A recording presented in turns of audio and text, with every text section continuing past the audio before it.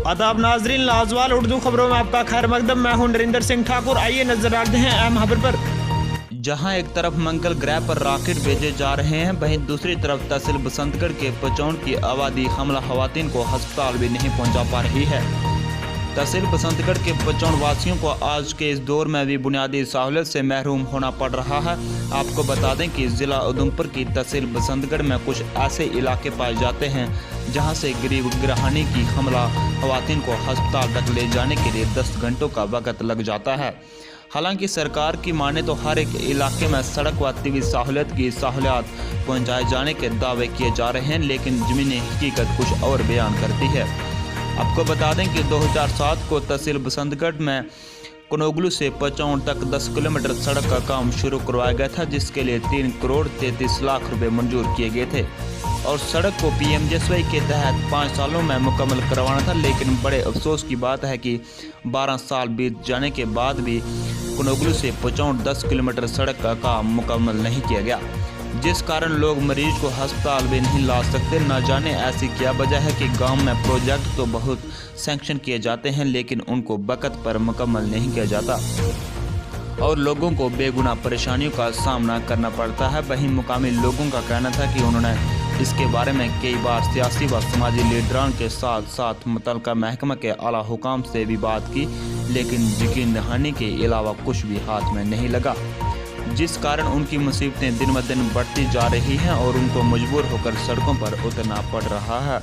उन्होंने कहा कि जब कोई बीमार हो जाए तो उसे पालकी में उठाकर कई किलोमीटर का पैदल सफ़र तय करके अस्पताल पहुंचाना पड़ता है और कई बार लोगों की जानें रास्ते में ही जाया हो जाती हैं।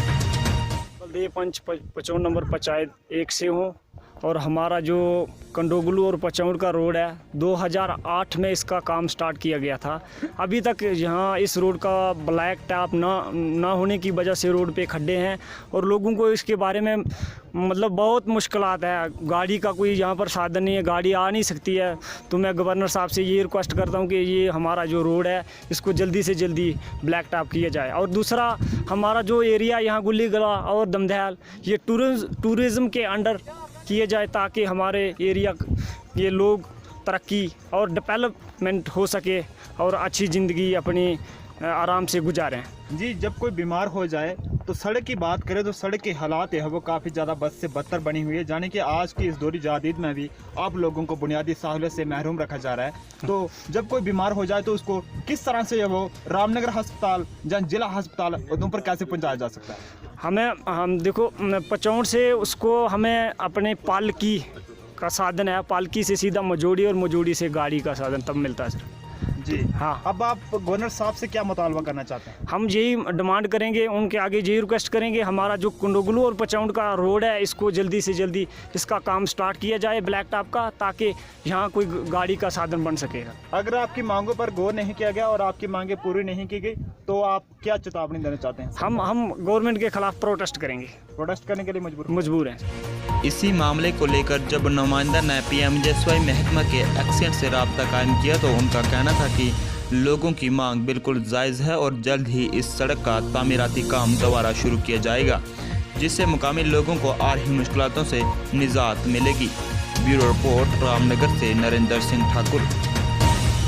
लाजवाल उर्दू न्यूज़ यूट्यूब चैनल को सब्सक्राइब जरूर करें और बेल आइकन पर क्लिक करें। बेल आइकन पर क्लिक करने से आपको ताज़ा तरीन खबरों की फौरी जानकारी मिलेगी।